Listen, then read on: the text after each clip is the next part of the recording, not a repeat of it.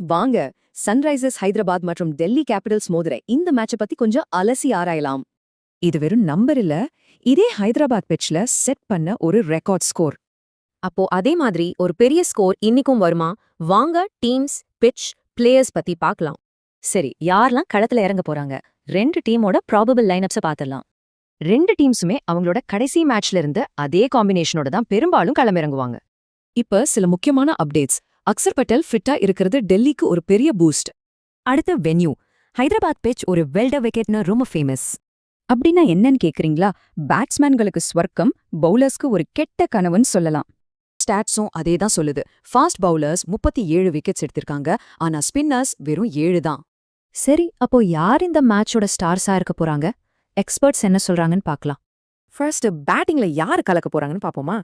கணிப்புப்படி SRHக்கு Travis ஹெட்டும் டிசிக்கு Pathum நிசங்காவும் top ஸ்கோரர்ஸா வருவாங்கன்னு சொல்றாங்க. SRHல Klaasen இல்லன்னா நிதிஷ் ரெட்டியும், டிசில சமீர் ரிஸ்வி இல்லனா KL ராகுலும் ரன் குவிக்க வாய்ப்பு இருக்கு. அடுத்து பவுலிங். இந்த மேட்ச்ல அதிக விக்கெட்ஸ் எடுக்க போறது யாரு? SRHக்கு சிவம்குமார் அல்லது ஷகீப் ஹுசைன், டிசிக்கு நடராஜன் அல்லது குல்தீப் யாதவ் அதிக விக்கெட் எடுக்கலாம். தனிப்பட்ட பிளேயர்ஸை தாண்டி ஒரு முக்கியமான மேட்சப் இருக்கு. இது ஆட்டத்தோட போக்கைய மாத்தலாம்.